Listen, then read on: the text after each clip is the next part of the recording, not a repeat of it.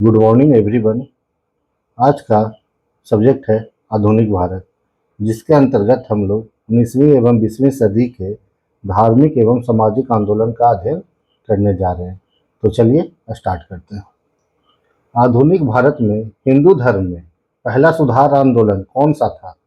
तो बता सकते हैं किनके द्वारा किया गया था ये? तो राजा राम मोहन राय द्वारा ब्रह्म समाज की स्थापना की गई थी। ब्रह्म समाज की स्थापना कब हुई? तो 1828 ईस्वी में। ब्रह्म समाज का उद्देश्य था, क्या उद्देश्य था? हिंदू धर्म में बुराइयों पर प्रहार करना एवं एकेश्वरवाद का प्रचार करना। क्या था? हिंदू धर्म में फैली हुई जो बुराइयां थी उस पर प्रहार करना। ब्रह्म समाज का विरोधी संगठन कौन सा था, जिसका उद्देश्य सती प्रथा समेत अन्य सुधारों का विरोध करना था? तो कौन सा था? धर्म सभा। देखिए अगला प्रश्न इसी से है कि धर्म सभा के संस्थापक कौन थे एवं इसकी स्थापना कब हुई, उसका भी समय लिखा हुआ है। तो देखते हैं। धर्म सभा 1829-30 के संस्थापक कौन थे? यानी 1829-30 में इसकी स्थापना हुई थी। तो कौन थे? राधाकांत देव।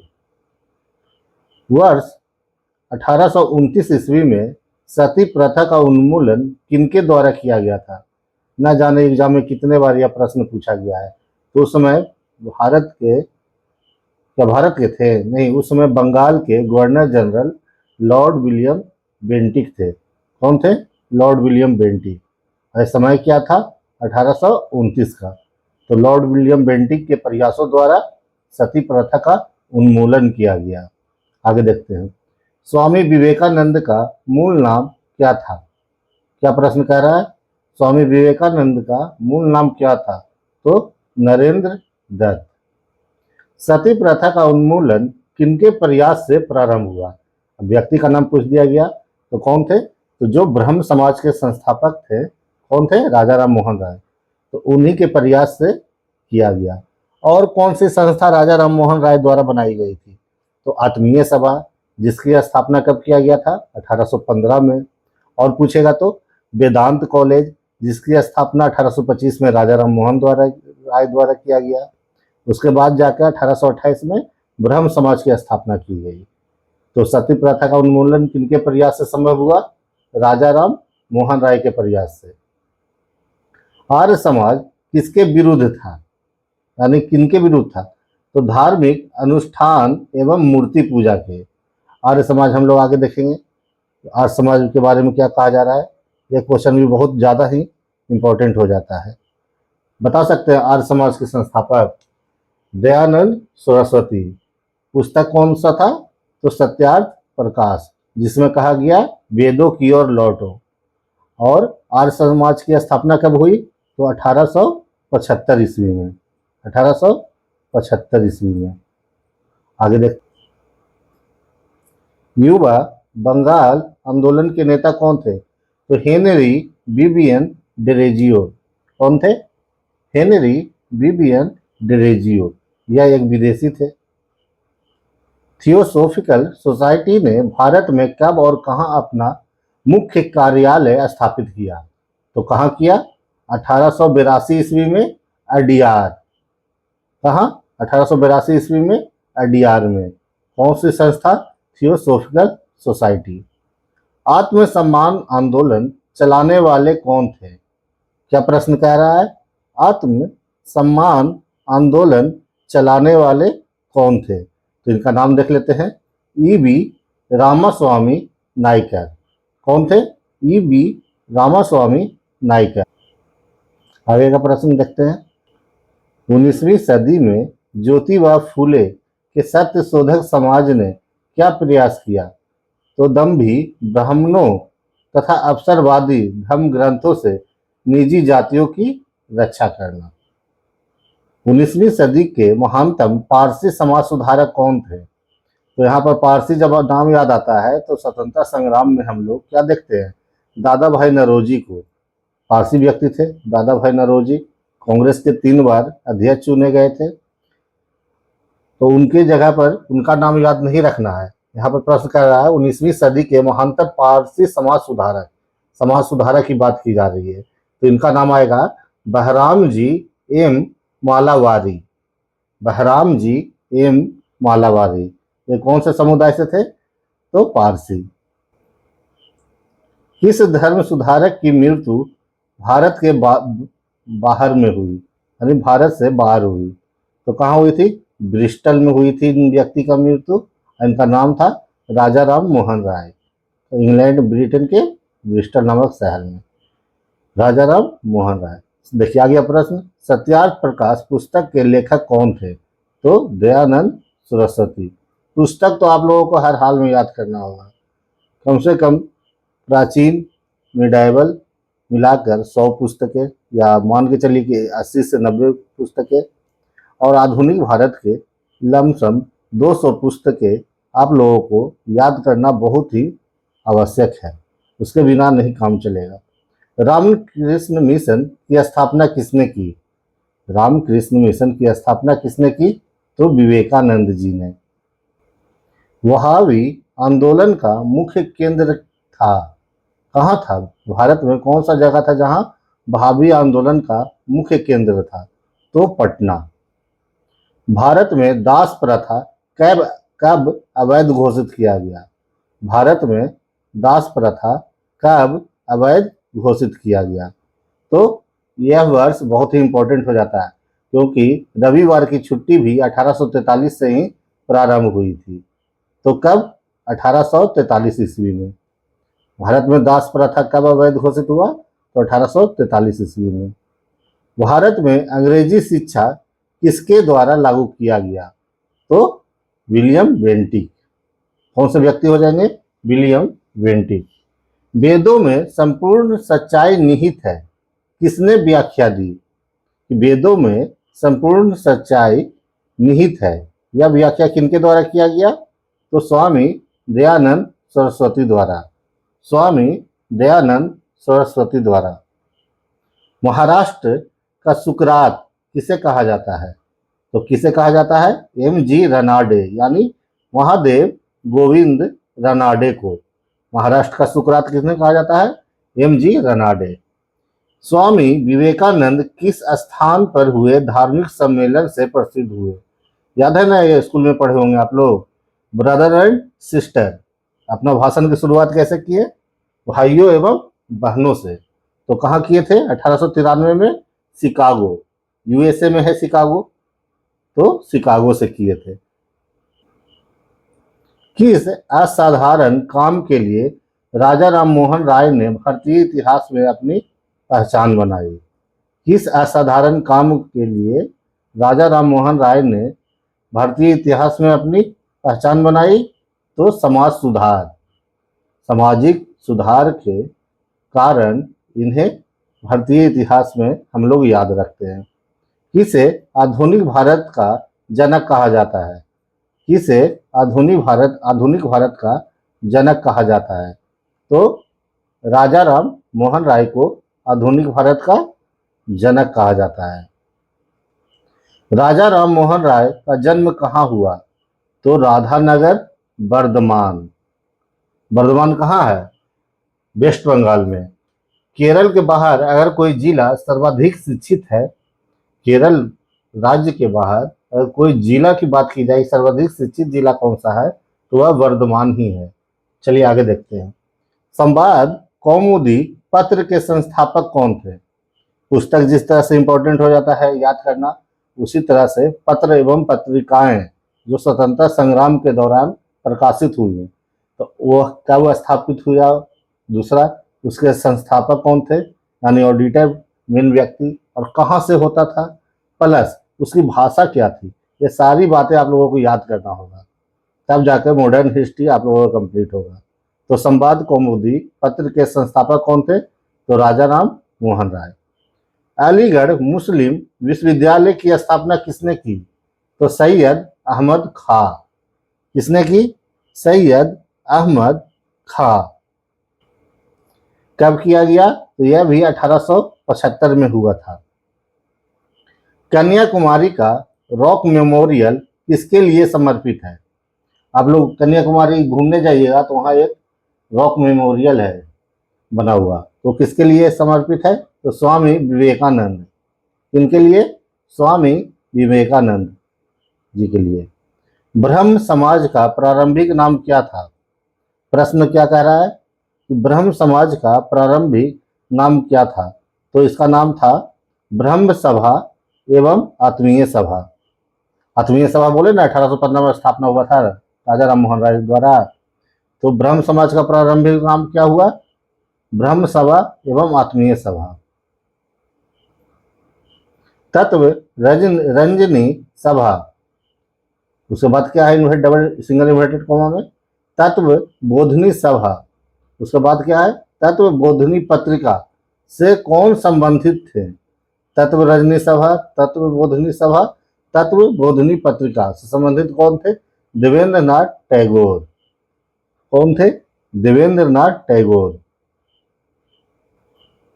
तत्व बोधनी सभा का स्थापना कब किया गया? अगर प्रश्न पूछेगा तो 1839 में। कब? 1839। चलिए आगे देखते हैं। स्वामी दयानंद सरस्वती का मूल नाम था, तो मूल नाम इनका क्या था? मूल नाम मूल शंकर था। आदि ब्रह्म समाज की स्थापना देवेंद्र नाथ टैगोर ने कब की? तो 1866 ईस्वी में। भारत में 19वीं सदी का पुनर्जागरण किस वर्ग तक सीमित था? तो किस वर्ग तक था? तो उच्च मध्य वर्ग तक। प्रार्थना समाज की स्थापना किसकी प्रेरणा के फलस्वरूप हुई? क्या कह रहा है प्रश्न? प्रार्थना समाज की स्थापना किसकी प्रेरणा के फलस्वरूप हुई? तो केशव चंद्र सेन। प्रार्थना समाज की स्थापना कब हुई? कब हुई? 1867 में। कब हुई? 1867 में। यह प्रश्न में प्रार्थना समाज में 2-3 व्यक्ति का नाम आता है, एग्जाम में भी दे देता है, कभी किन्हीं का कभी किन्हीं का। तो 2-3 व्यक्ति मिलके किए थे, तो कौन कौन किए थे? केशव चंद्र के सहयोग से M.G. रनाडे, आत्माराम पांडुरकर। तीसरे व्यक्ति कौन थे? देवेंद्र नाथ ठाकुर। तो 3 व्यक्ति का नाम आता है, कहिए तो 4 व्यक्ति का। केशव चंद्र के सहयोग से M.G. रनाडे, आत्माराम पांडुरकर, तीसरे व्यक्ति थे देवेंद्र नाथ ठाकुर। तो ये नाम आपको याद रखना होगा। राजा राम मोहन राय के इंग्लैंड जाने के पश्चात किसने ब्रह्म समाज की बागडोर संभाली? यानी राजा राम मोहन राय जब इंग्लैंड चले गए तो किन्होंने संभाला ब्रह्म समाज का कार्य संचालन के लिए? तो रामचंद्र विधा वागीस ने। रामचंद्र विधा वागीस ने। 1815 ईस्वी में किसने कलकत्ता में आत्मीय सभा की स्थापना की? आत्मीय सभा आ गया, देखिए वो भी प्रश्न। जब हम शुरू में बताए राजा राम मोहन द्वारा क्या क्या स्थापित की गई थी, तो राजा राम मोहन राय ने। किसके प्रयासों के कारण ब्रह्म समाज की शाखाएं उत्तर प्रदेश, पंजाब, मद्रास में खोली गई? कहाँ कहाँ? यूपी, पंजाब एवं मद्रास में खोली गई।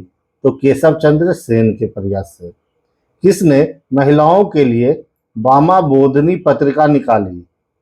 कौन सी पत्रिका? बामा बोधनी पत्रिका निकाली। तो केशव चंद्र सेन ने। कब केशव चंद्र सेन ने भारतीय ब्रह्म समाज या नव विधान की स्थापना की? ये सब प्रश्न का नाम आप लोग क्या क्या क्वेश्चन में पूछा जा रहा है, मूल बात क्या है उसको ध्यान से सुनिए। भारतीय ब्रह्म समाज, नव विधान, उसका 2 नाम था या एक उपनाम था। भारतीय ब्रह्म समाज या नव विधान की स्थापना कब की गई? 1866 ईस्वी में। देवबंद आंदोलन से जुड़े विद्वान कौन थे जिन्होंने स्वतंत्रता आंदोलन में महत्वपूर्ण भूमिका निभाई? तो कौन थे? अबुल कलाम आजाद। जानते हैं कि अबुल कलाम आजाद सबसे युवा कांग्रेस अध्यक्ष थे। उसके बाद इनके बारे में एक और बात है कि सबसे लंबे समय तक कौन से व्यक्ति कांग्रेस का अध्यक्ष का पदभार संभाला? तो आप लोग जानते हैं कि रामगढ़ में 1940 में जब कांग्रेस अधिवेशन हुआ, उसके बाद कांग्रेस को 5 सालों के लिए बैन कर दिया गया। तो 5 सालों तक अबुल कलाम आजाद ही रहे, तो सबसे लंबा कार्यकाल भी इनका हो गया। चलिए आगे देखते हैं। शारदामणि कौन थी? तो रामकृष्ण परमहंस की पत्नी। कौन थी शारदामणि? रामकृष्ण परमहंस की पत्नी। राजा राम मोहन राय द्वारा ब्रह्म समाज की स्थापना कब की गई? तो हम बता चुके हैं 1828 ईस्वी में। कूका आंदोलन को संगठित किया तो किसने? गुरु राम सिंह ने। किस समाज की स्थापना दयानंद सरस्वती ने की? तो आर्य समाज। किस समाज की स्थापना दयानंद सरस्वती ने की? तो आर्य समाज। 19वीं सदी के उत्तरार्ध में नव हिंदूवाद के सर्वश्रेष्ठ प्रतिनिधि थे तो स्वामी विवेकानंद। उत्तरार्ध की बात आएगी तो 1850 के बाद की, और जब पूर्वार्ध की बात आएगी तो 1850 से 1801 वाला जो कार्यकाल रहेगा, यानी 1850 के पहले वाला कार्यकाल, पूर्वार्ध और उत्तरार्ध का अंतर समझ लीजिए। किसने शुद्धि आंदोलन का समर्थन किया? तो कौन? आर्य समाज वालों ने। 1873 में सत्य शोधक समाज की स्थापना किसने की? सत्य शोधक समाज की ज्योतिबा फूले। स्वामी विवेकानंद ने रामकृष्ण मिशन की स्थापना कब की? तो कब की? 1896 में। रामकृष्ण मिशन की स्थापना कब की गई स्वामी विवेकानंद द्वारा? तो 1896 में। तुफात उल मुहाबदीन के रचनाकार कौन थे? तो राजा राम मोहन राय। धार्मिक अयोग्यता कानून कब पारित हुआ? तो 1856 में। धार्मिक अयोग्यता कानून कब पारित हुआ? 1856 में। चलिए, हिंदू विधवा पुनर्विवाह कानून कब पारित हुआ? ये हम लोग कल भी देख चुके हैं, 1856 में। हिंदू विधवा पुनर्विवाह अधिनियम कब पारित हुआ? तो 1856 में। किनके प्रयास द्वारा? तो ईश्वरचंद्र विद्यासागर के प्रयास द्वारा। प्लस यहाँ पर कौन थे भारत के गवर्नर जनरल जिनके कार्यकाल में हुआ? तो कैनिंग। महाराष्ट्र के किस सुधारक को लोकहितवादी कहा जाता है? तो गोपाल हरि देशमुख। कौन, किन्हें कहा जाता है? गोपाल हरि देशमुख को। समाज किस सिद्धांत पर आधारित है? तो एकेश्वरवाद। किस सिद्धांत पर? एकेश्वरवाद। देव समाज के संस्थापक कौन थे? देव समाज के? तो शिव नारायण अग्निहोत्री। देव समाज के संस्थापक पूछेगा तो शिव पंडित शिव नारायण अग्निहोत्री। और ये कब किए थे इसकी स्थापना देव समाज की? तो 1887 ईस्वी में, 1887 में। राधा स्वामी सत्संग के संस्थापक कौन थे? तो शिवदयाल शर्मा या शिवदयाल साहब। कौन थे? शिवदयाल साहब। फारसी साप्ताहिक अखबार मिरात उल अखबार कौन प्रकाशित करते थे? तो राजा राम मोहन राय। इनका एक और था पुस्तक, तुफात उल मुहाबदीन, वो किनका था? राजा राम मोहन राय का। यहाँ पर एक अखबार भी निकाले थे, कौन सा? फारसी में मिरात उल अखबार को कौन प्रकाशित करते थे? राजा राम मोहन राय। 1872 में सिविल मैरिज एक्ट द्वारा लड़कियों की विवाह की न्यूनतम आयु या उम्र निर्धारित किया गया। कितना? 14 वर्ष। कितना किया गया? 14 ईयर्स। जो क्वेश्चन अभी हम पढ़े, जितना भी वन लाइनर, उसी का देखिए इंडेक्स बना हुआ है, इसको आप लोग स्क्रीनशॉट ले लीजिएगा और याद करने का प्रश्न कोशिश कीजिएगा।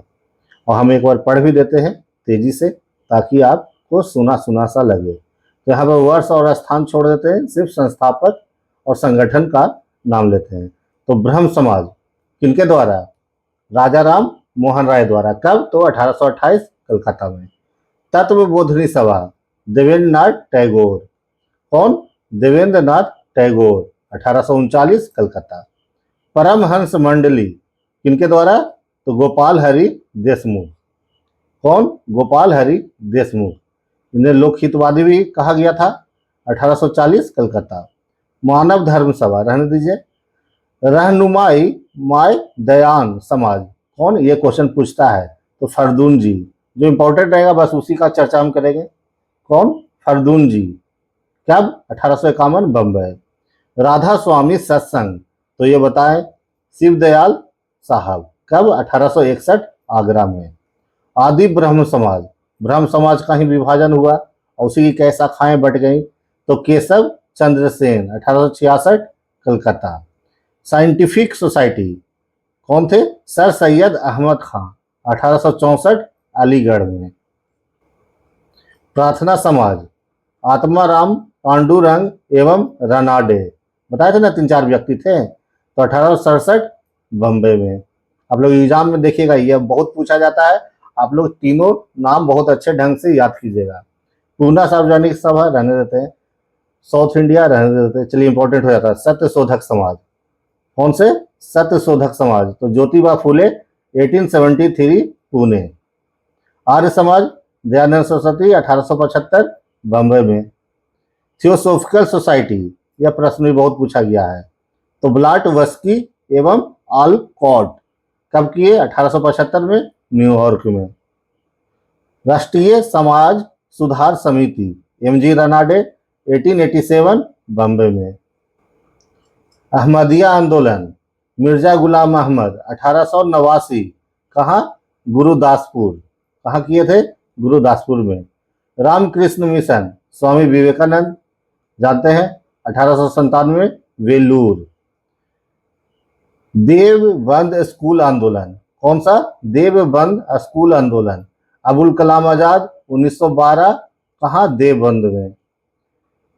हिंदू महासभा इंपॉर्टेंट हो जाता है, मदन मोहन मालवीय 1915 हरिद्वार। साबरमती आश्रम न जाने कितने बार आया है, इसमें विवाद भी रहता है कि किस वर्ष 16-17 कई बार इसमें विवाद उठता है। तो साबरमती आश्रम महात्मा गांधी किताब में दिया हुआ है 1917 कहाँ? अहमदाबाद। विश्व भारती लीजिएगा आप लोग, रविन्द्रनाथ टैगोर 1918 कलकत्ता। बहिष्कृत हितकारिणी सभा, यह नाम बहुत इंपॉर्टेंट है। बहिष्कृत हितकारिणी सभा भीमराव अंबेडकर 1924 बम्बई में। हरिजन संघ, यह प्रश्न आता है तो लोग भीमराव अंबेडकर मार देते हैं, नहीं ध्यान देते कि महात्मा गांधी होंगे। तो जब रैमजे मैकडोनाल्ड का जब सांप्रदायिक पंचायत लागू किया गया तो उसमें महात्मा गांधी दुखित हो गए। हरिजनों के लिए भी अलग से, एससी के लिए अलग से सीटों का आवंटन किया जाने लगा, पृथक निर्वाचन की बात की जाने लगी। तो उससे महात्मा गांधी दुखी हो गए और अनशन पर बैठ गए, भूख हड़ताल करने लगे। तो भीमराव अंबेडकर एवं गांधी जी के बीच समझौता हुआ, सीटों का कुछ निर्धारण किया गया कि आपका सीट हम बढ़ा देते हैं। प्लस उसके बाद गांधी जी एससी उत्थान में लग गए, हरिजन उत्थान में लग गए। तो उन्होंने क्या बनाया? हरिजन संघ। कहाँ? अहमदाबाद में 1932 में 1930। तहजीब उल अखलाक क्या है? तहजीब उल अखलाक के रचनाकार कौन? तो सैयद अहमद खां।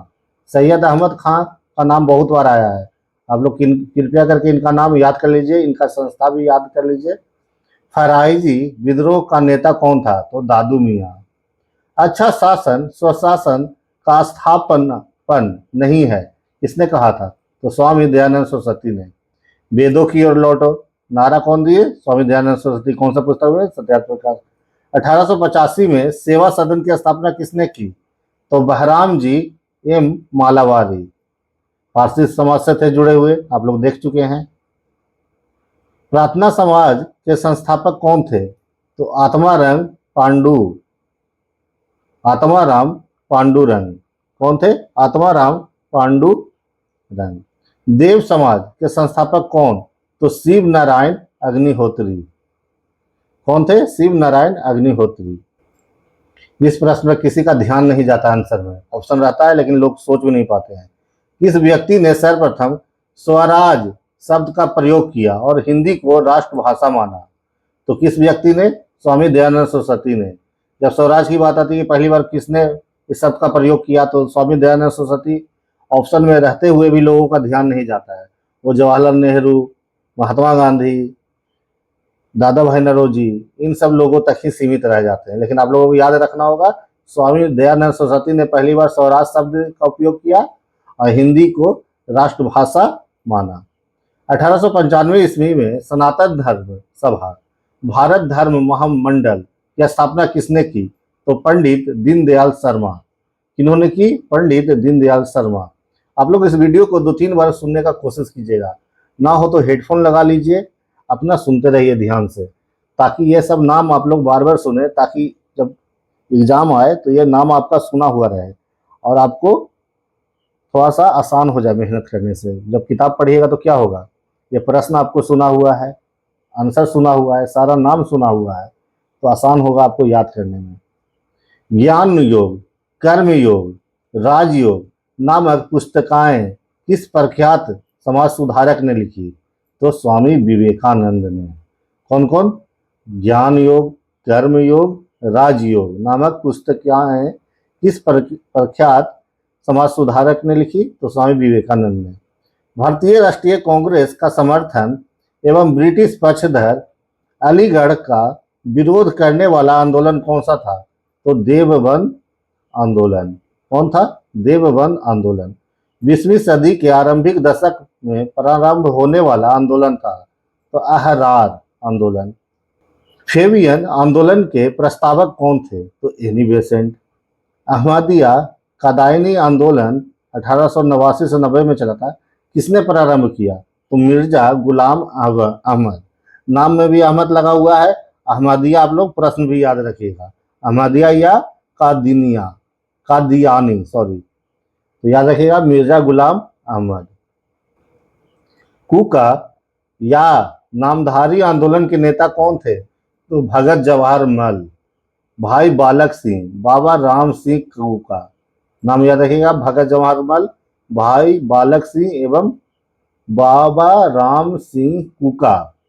वर्ष 1870 में कलकत्ता में भारतीय सुधार संघ की स्थापना किसने की? तो केशव चंद्र सेन ने। वर्ष 1905 में बम्बई में भारत सेवक समाज की स्थापना किसने की? तो गोपाल कृष्ण गोखले। किन्होंने की? तो गोपाल कृष्ण गोखले। गोपाल कृष्ण गोखले 1905 में कांग्रेस के भी अध्यक्ष चुने गए थे। एक ही बार चुने गए थे, कब? तो 1905 के कांग्रेस अधिवेशन के अध्यक्ष कौन? गोपाल कृष्ण गोखले। इसी पुस्तक का नाम एग्जाम में बदल देता है, सर्वेंट्स ऑफ इंडियन सोसाइटी। क्या प्रश्न कर देगा? Servants of Indian society.